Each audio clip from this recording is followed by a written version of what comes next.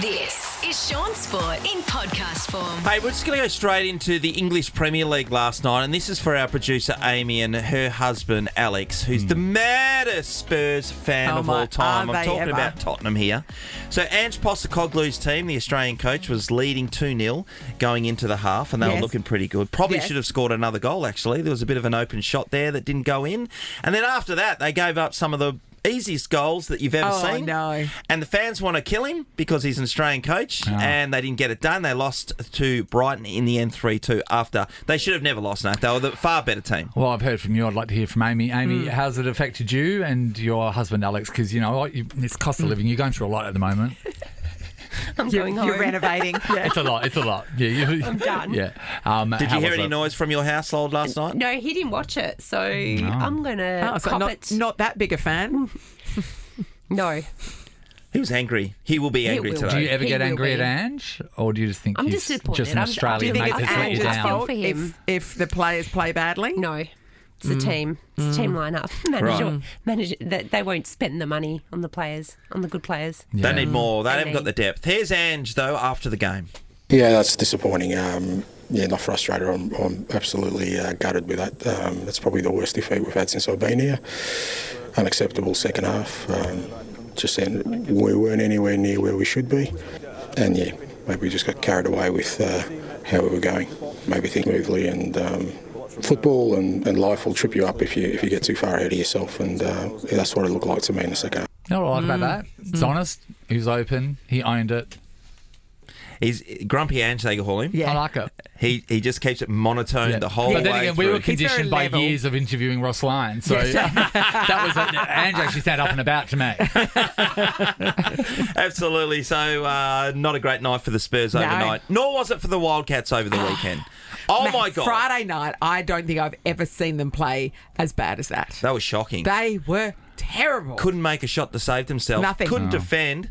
Bryce Cotton, 5 points. Yeah, and couldn't defend. The holiest defence you'll ever see. Bryce Cotton, 5 points. Yeah. Did they take the basket out of the stadium? No, I reckon the good team should be able to defend him well these days. They just double team. They just defended him out. But we didn't have a defence. It was extraordinary. No. And then they played so well yesterday against the Jack Jumpers and were robbed. How do you not have a defence when everyone's clapping defence the whole time? It's literally 14,000 people. It's a good reminder. Do the thing everyone's screaming at us. Yeah. That should have been every time they had a timeout. They should have been coming back to that. Yes. Didn't happen. Yesterday against the Jack Jumpers, though, Nat, so they led all of the match until three-quarter time, and then the start of the fourth quarter, the run was 15-2. Yeah. Well, they'd lost Keanu Pinder by that stage, so he got concussed out. He'd been rebounding. He was on for most part. I'd say at least half of that fourth quarter. He was. Yeah, he absolutely was. And he was doing great. He was doing a great job getting offensive rebounds. At that point, he had 6 to the point, and he had more than Tasmania altogether as an individual. Yes. But again, the ball goes to Bryce's hands. They double team him. He can't get the pass off. He makes a turnover, or he passes to someone who can't make the shot, and then the opposition just go up the field and score. Yeah. Well, I mean, let's go to the last play, though. The last play of regular time. The Jack Jumpers are down by 3. They're inbounding from the side. Clint Steindl takes a little dance up the sideline, and the NBL, and you're allowed to move up to a metre, Nathan. Yep. It looked like, and John really thought, and the commentators all thought he moved considerably more than that. The NBL have come out and said, no, that's fine. So what's a metre in NBL? Because we know when we buy a player from overseas, they come over shorter. Right. So what magical math? Well, it just comes down to them. They don't want to hate on their umpires, who, by the way, is terrible. And the leading umpire, who's the guy you always see in the NBL, he's really quite barrel-chested. Barrel-chested, good word. Yeah. He is terrible. He was making some crap decisions yesterday in the game. There's a couple of times it was called jump balls when Keanu Pinder had the ball, and they were just ripping him apart. Yeah. There was a couple of really bad calls on that and more part. non-calls as well. Non-calls. Yeah. I think he's so average it's not funny, but he's the number one guy. But the one thing that disappointed me in the end, in that last play now, 4.2 seconds to go, the inbound pass comes in, and you're right. Don't let Milton Doyle get the ball. But who are you going to man him up with? Yeah, I know. What, you're going to put the shortest guy on the field, Bryce Cotton, in his face. Yeah. He's 6'5". Yeah. And he just lobs in a 3-pointer easy because clutch shot. there's no defence. Amazing. It's a clutch shot, but he doesn't have anyone defending him of any note. Goes in overtime, we lose. Boom. Done. Come on, guys. Lift. They're not upset when you're upset. Sean has spoken, I really Wildcats. feel it. Are you done? Yeah. Rant over. Shaun Sport in podcast form. Hey, we're going to kick things off with a giveaway. Thanks, because Nat's reminded me about 20 times whilst that song was playing. And you should have been reminded because you went here just recently. Yes. I did, actually. It is a voucher, Nathan, to use for 5 contrast therapy sessions at Rec Lab. Now, this is just over in Wembley. Rec Lab, where vitality and recovery meet community. Book your session at reclab.com.au. I went over there last Thursday. It was brilliant. So what did you do? So I did the contrasting sessions, which is What's going that? from the cold, like a cold pool to a hot pool. Yeah. So the cold one is set at 5 degrees, and I thought that would be okay. Like That's a pool with other people or a private pool? There's two built-in pools inside the building. Yeah. There's 3 actually. There's 2 cold ones, so you could get about 6 or 7 people standing in there, but or more. But there was.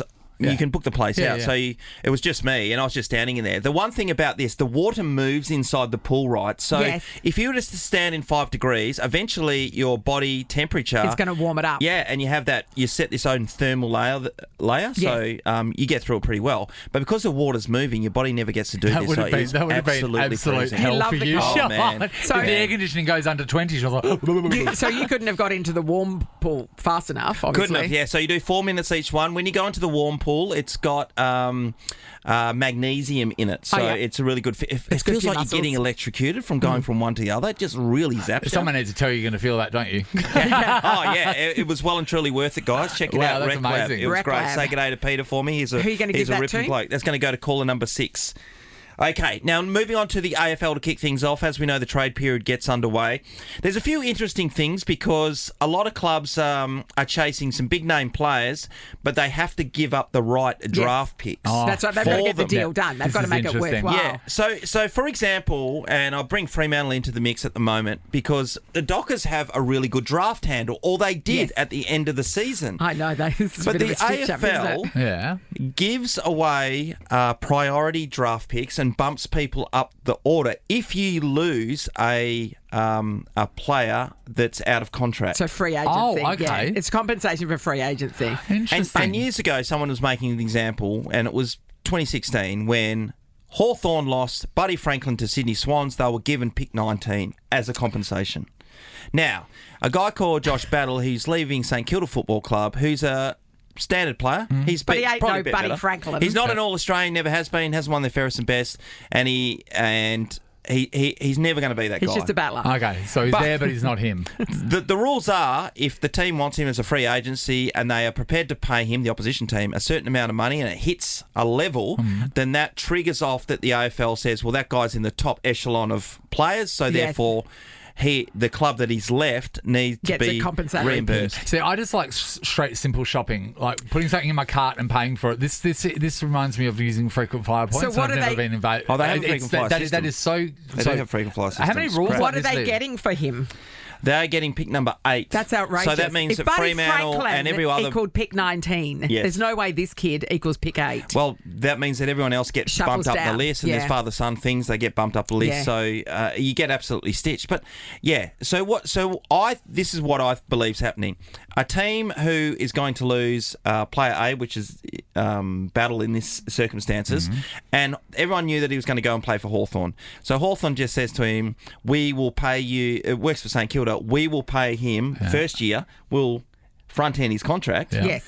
And therefore he hits category 1 from the AFL point of view, and then St Kilda get reimbursed with a number 8 pick and everyone's a winner. Yeah.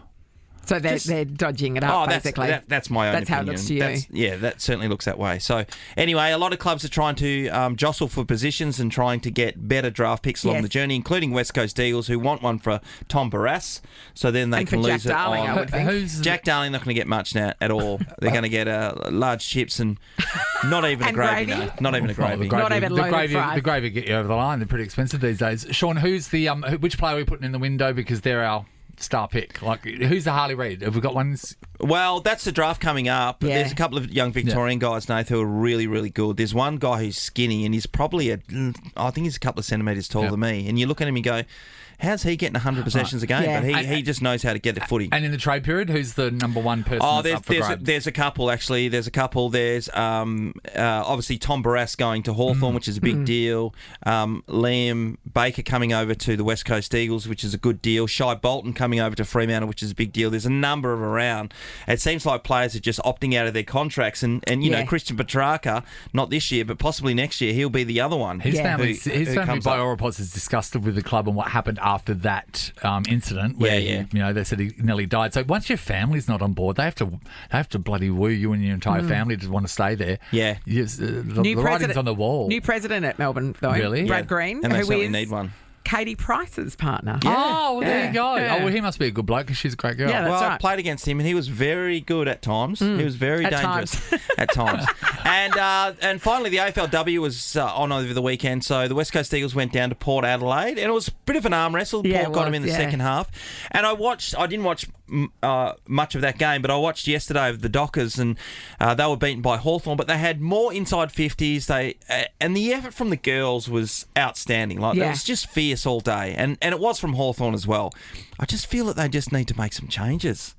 Like They what? just they don't stretch the field enough. Fremantle, this is when I've seen them in the last couple of times. saying to their style of play Yeah, or their I just strategy. they're committing an extra person to the contest, and I think in women's football that person gets bypassed because the skills level isn't at a high level. I think it just needs to be Shaun, simplified. AFLW, they play with 16 rather than 18. Yeah, right. Yeah, so there's plenty realised that the other They day. play with less. Yeah, Yeah, fewer and can players, you imagine how hard that is running on Yeah. the field with less players? By the way, the oval's the same size, yes? Yeah, it allows it to have more space, Nate, so that there's an opportunity to score.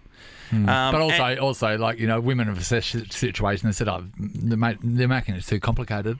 They're really good multitaskers. They're multitaskers, yeah. They could play the entire game with three. But I think from the Dockers' perspective, I just think they need to open up their forward line a bit more. When a team's finding it difficult to score and you're allowing an opposition to have an advantage in your back line, it doesn't make for good But they've viewing. lost their goal kicker, haven't they? She's out. Anya. Anya, So she's out, but they were able to score over against Yeah, it's weaker true. teams last couple of weeks. Hopefully they can Why don't you rectify pop down that. and tell them? Mansplain it to them, Shaun. Mansplain.